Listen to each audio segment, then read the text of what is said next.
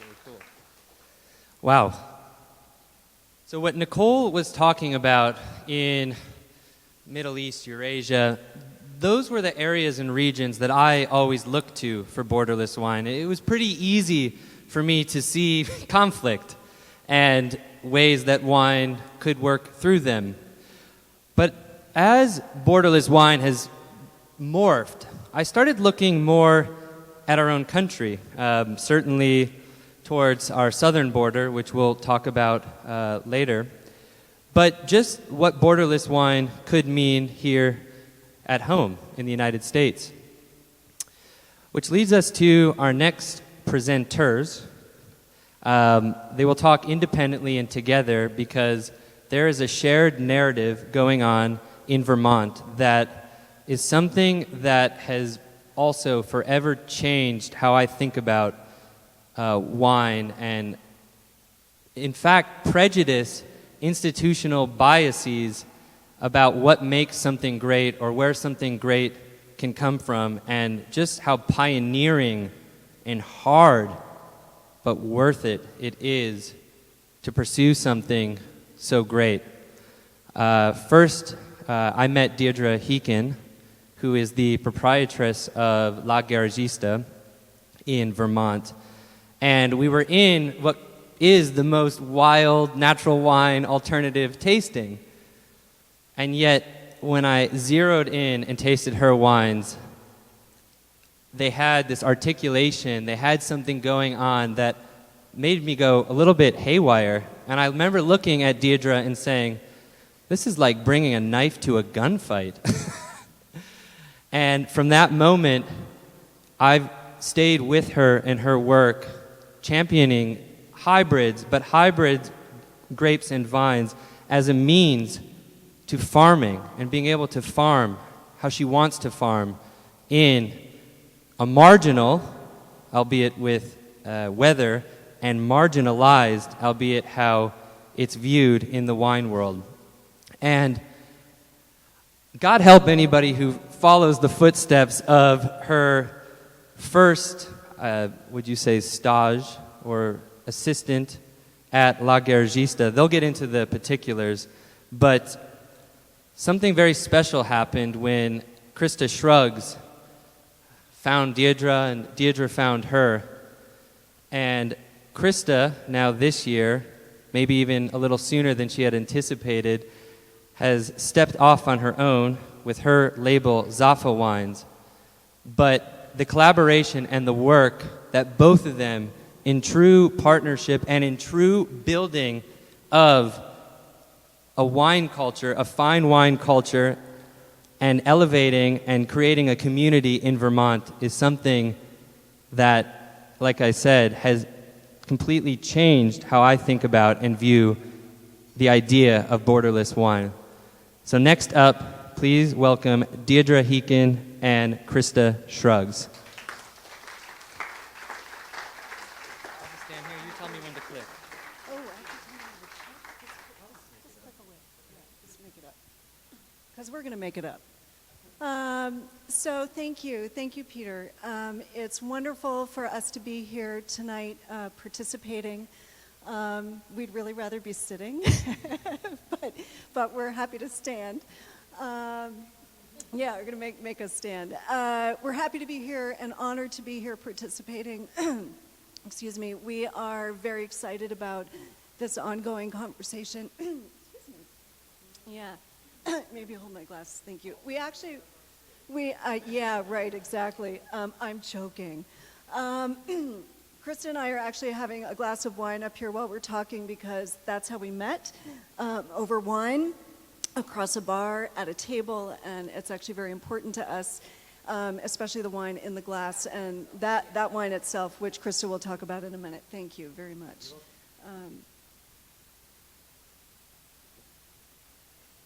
Okay. Yes, I got this. So Krista and I met this morning to go over what we were going to talk about, and what we ended up talking about was life, love, farming, wine, everything but what we were going to talk about today, basically. But at the same time, it's everything about what we're going to talk about today. So what we thought we would do is that We'd each individually talk for a moment about how we arrived where we are and how our stories dovetailed with the blossoming wine culture that is Vermont. And then we thought we would talk together a little bit about how our stories dovetailed and how we came together in collaboration.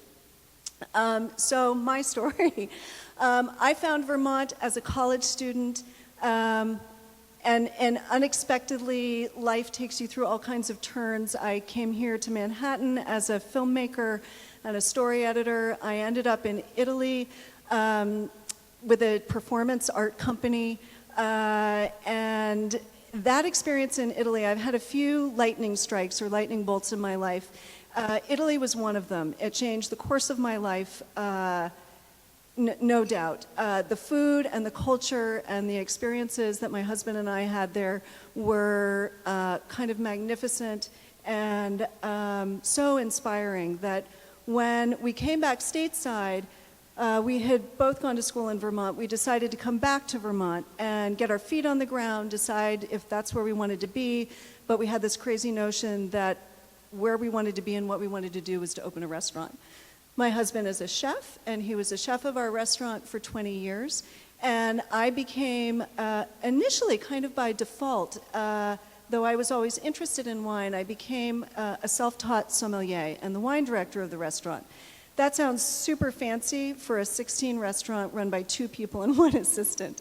But what I was able to do was to study wine for that period of time and dive in deep to Italian wine. Our restaurant was based on recipes that we had collected while living there and while traveling there.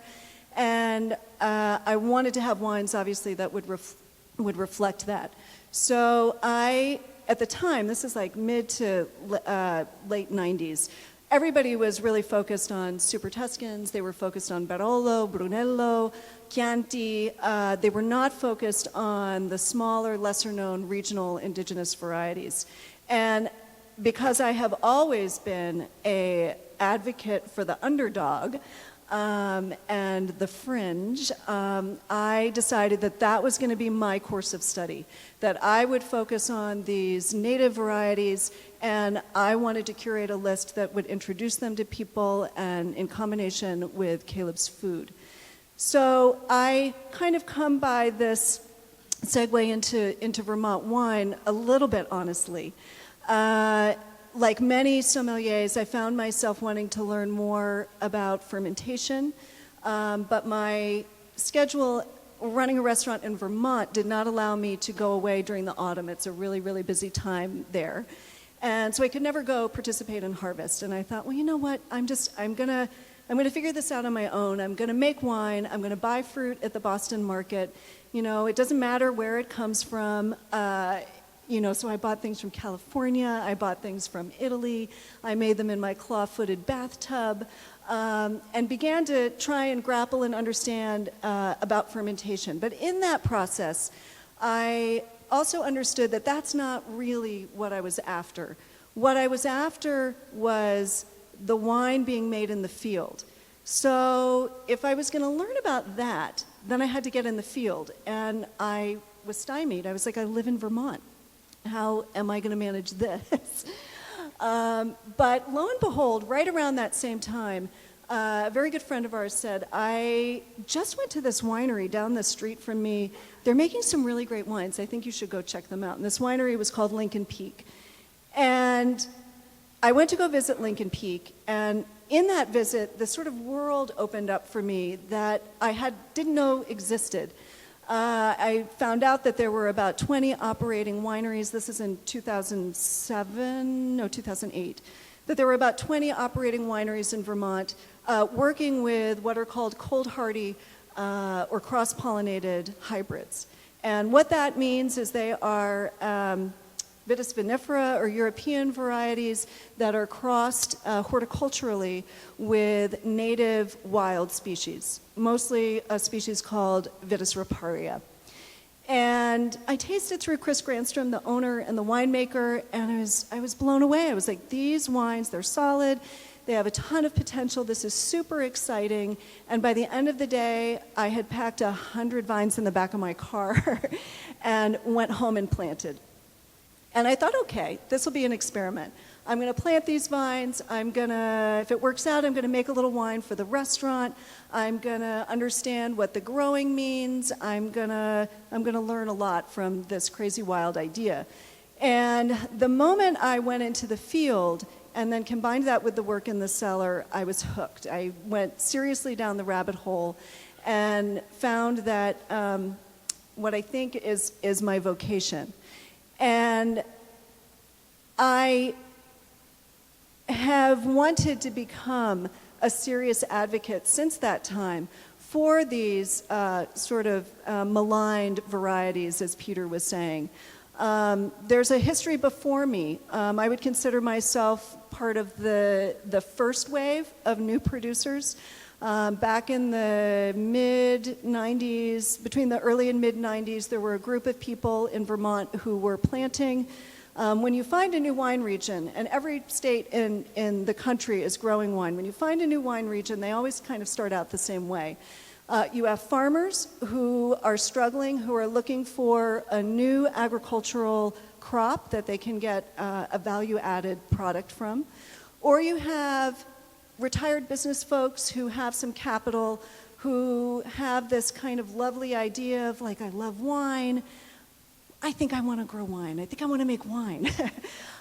So you kind of have these two things that happen, and that is definitely what happened in Vermont. But there are people who put in this infrastructure, which I think both Krista and I would say we are immensely thankful for, but they weren't necessarily wine people. They were farmers and they were business people, and they hadn't come at growing wine or selling wine or sharing wine from tasting wine from a wine background. So when I came on the scene, I was part of a wave of people who actually studied wine, tasted wine, was interested in wine, and brought that kind of ethos to the paradigm. And you know, Vermont is, yes, we can talk about how cold it is, we can talk about how difficult some of the things are, but I look at it as it's no different than growing wine in any other place. I have my list of challenges, I try and meet those challenges every season, and then we just keep moving forward, and we try and get better, and we try and work better in the cellar, and work better in the farming. But for me, you know, of all the wine regions in the world, and there are many that I love, Vermont is one of the most exciting. We have some of the oldest, if not the oldest, bedrocks in the world. We have clay, we have limestone, we have volcanic, and we have this energy that has started to happen with what I would say is the next generation of people coming along, getting excited and interested about growing wine in Vermont and what those possibilities are. And, you know, for me, in my trajectory, I'm interested in this concept of all the different terroir in Vermont. We're farming 4 different parcels right now. I'm working on, you know, different sort of small collaborations, trying to understand field studies, if you will, what these other parts of Vermont can offer. And that's very kind of exhilarating to me for the future of Vermont wine. But this is also exhilarating. Ms. Krista Scruggs, and the work that she's doing and our collaboration, which is both in the new vineyard that it's not a new vineyard, but the vineyard that she is now managing, and the work she's doing with cider and the work that we're doing together in terms of cider. So I'm going to pass the mic to you, madam. I'm really nervous right now. Yeah, thank you. You want a glass of wine? Now you can actually... yeah, I'm going to come over here. I guess there's this. Hi. I'm really nervous, actually. Public speaking is definitely not my forte. So I guess from there, I'll tell you guys about my story and how I ended up in Vermont and how I've had the ultimate privilege of a lifetime to be a mentee and a protege of this woman. So I'm from California. born and raised in the Central Valley. Unfamiliar with that, farming community. And so when people ask me, why would you come to Vermont, it actually makes sense if you know where I'm from. I'm from Fresno. And my late grandfather, grandfather passed away a couple years ago, had a couple acres, perennials and annuals, but at one point in time, I had to go there because that's what we had to do during the summer. Basically, my parents putting us off to do whatever they were doing when we're I don't know, with weed and learning how to farm. I didn't know how important that is until now. And so my relationship with my grandfather and my relationship with that particular piece of land is a part of this story too, and why someone from California would move to Vermont, which is a farming community and farming state, as we all know. So, and it also goes into when people ask me, when did you get into wine? But what was so fascinating to me was that a winemaker was sitting behind a desk all day. And to me, when I think of a winemaker, I think of someone who's farming. And there was a disconnect that was happening in that exchange of what I was doing. And I could have stayed at Contination Brands and could have been a corporate winemaker. I knew at that point in time this is what I wanted to do. I wanted to be in wine, but it doesn't look like this. I knew that for a fact. And so I quit. And then I have a skill set of web design, and I basically went on Workaway and looked for someone in America purposely. I don't think I knew this was on purpose, but I didn't choose California, actually. I went to Washington, Anderson Island. I don't even know if this person's even still farming wine. I actually don't know. I should follow up. I don't know what they're doing, but all I did know is that I wanted to learn how to prune. I did understand, I started there first. And so I just sent an email, I used to work at Contination Brands, and I want to apprentice, because from my understanding, and it's even from my relationship with my grandfather, is that I knew you had to learn just by doing it and not sitting behind a desk. And so I knew that I could at least financially sustain myself because I just needed internet access. That's all I asked. I was like, I just need internet access. I could get by month to month, because with Workaway, the exchange is food and somewhere to stay, and that's it. And so I went to Washington and learned how to prune, which is funny because I learned how to spur prune first and not cane prune, but now it's actually applicable. I learned the vineyard that I managed is spur prune, and that's a whole different conversation. Yeah, but anyway, this is why I'm bad at public speaking, because I go on tangents. And so I went there, and I'm like, yes, this is what I want to do. And then I went on Workaway, and then I'm like, okay, I need to go to Europe. And then that led me to the Abruzzo, then Triano, and then I was supposed to go to the Languedoc, but she didn't have the winemaker there. Now that I'm talking about it, I actually want to go back, and I'm curious of who that woman is I was supposed to work with, especially speaking of women, and that she wasn't the right woman for me to meet at that time, which is what I'm saying now. Because I was really interested in going to the Languedoc because there was a female winemaker and farmer, but she didn't have internet access, which was a whole caveat, because I need to make some kind of money. Even though now I'm just a petty farmer that doesn't make any money. But anyway, that's a whole different conversation too. But I'm getting there. Yes, because France, Philippe. What is so funny that you and I had when what's her name brought a bottle from France. She went on her way. So someone that's in the industry knew about. I don't know how it came about. She knew about this particular journey that I'm talking about, and she knew that I did a stage in Cahors in the south of France. And she was going to go there, and she's like, I want to meet the person that was before Deirdre. And so she went, and she brought back she met him. So I ended up going to France still. And he doesn't speak English, and I don't speak French. I should probably learn pretty soon. And we did a whole season together.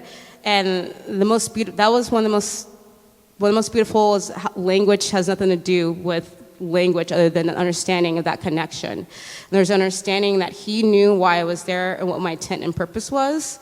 And we were able to communicate without communicating in the same language, but we communicated in the same language. And and I still think about that. And so I haven't gone back to visit him yet, and I will. My plan is to go visit him when I actually can communicate with him, which is why, all jokes aside, I do want to learn French for him.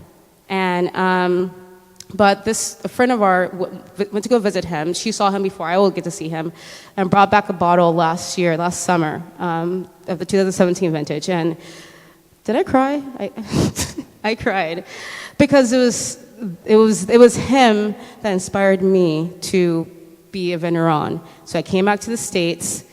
I was at Ordinaire wine bar in Oakland, and I then when I came back to California, like, I want to do what Philippe is doing in France, and I need to have a mentor here in America, which I don't think you guys know this, but she's a big fucking deal in regards to what it means to be a vigneron in America. There's a reason why that word does not translate in English, because they don't exist, very rarely.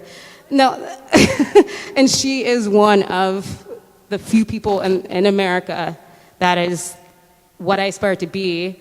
And I knew who she was before she knew I was. Went to Ordinaire. I knew she was pouring there. I'm good friends with the owners of Ordinaire, who has had a big influence on my palate in my life.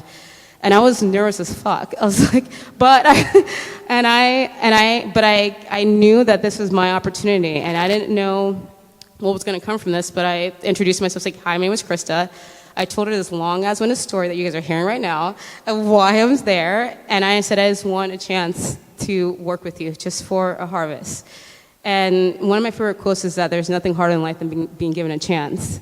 And there really isn't, because and then what do you do with that when you got it? And I think my only responsibility was to take this opportunity she gave to me and honor it. And now, fast forward 2.5 years later, my only job, in my opinion, is to honor what she's given to me through wine and farming.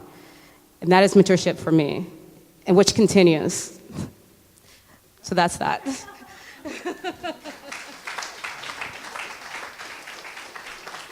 So we probably don't have any more time to talk about anything. Yeah, okay, so, yeah, there's your glass. Yeah, yeah, yeah, okay. Too much.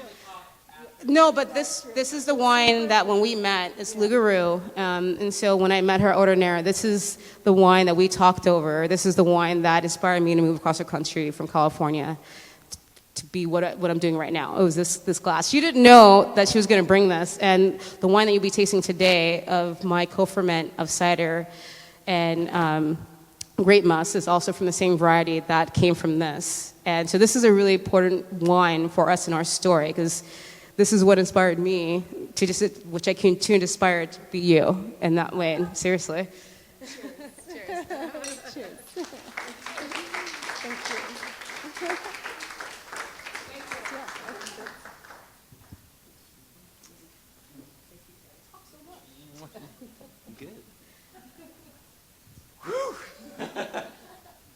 I'm not going to talk that fast. I'll leave that for Krista. Two of the most unbelievable people that epitomize mentorship, true mentorship, where teacher does not become jealous of student and the opposite, and where teacher or student has learned, and as Krista said, to honor, to make wine, but in her own way. And now I'm just going to embarrass Deidre, I think, because what she has created and what she is doing, I think, has forever and will forever change viticulture in America. And it's already not only influencing viticulture here, but it's turning Europeans to pay attention, the old world of winemaking. And I put it in an article, and I'll say it here, that what they're doing is shaping what viticulture might look like in 100 years. And it's just a good reminder that these things do take a lot of time in kind of a warp speed life that we live. We just saw mentorship at its finest, and what's so lovely for me is to be introducing our keynote speaker tonight, who is my mentor, Lisa Granick, who, amongst many things, is a master of wine. Maybe one of your least interesting things. Because she is absolutely fascinating. And I mentioned the little vignette about me going to the West Bank. And what that did was also make me take a little account of things that I had heard in places that I had been before. And in 2015, when I was in the Caucasus with Lisa in the Republic of Georgia, she said something that resonated at the time, but really came back in a powerful way as I was starting to move into Borderless.Wine and this idea. And in no uncertain terms, actually, no, Lisa said this pretty much word for word, which was, every bottle of wine that you buy from the Republic of Georgia, which is to say, every bottle of wine that wasn't going to Russia, who still remains to be their largest buyer in somewhat of a Stockholm syndrome type way, every bottle of wine that goes somewhere else is not only honoring 8,000 years of winemaking tradition, but it's one more bottle of wine, it's however many more dollars of an autonomous Republic of Georgia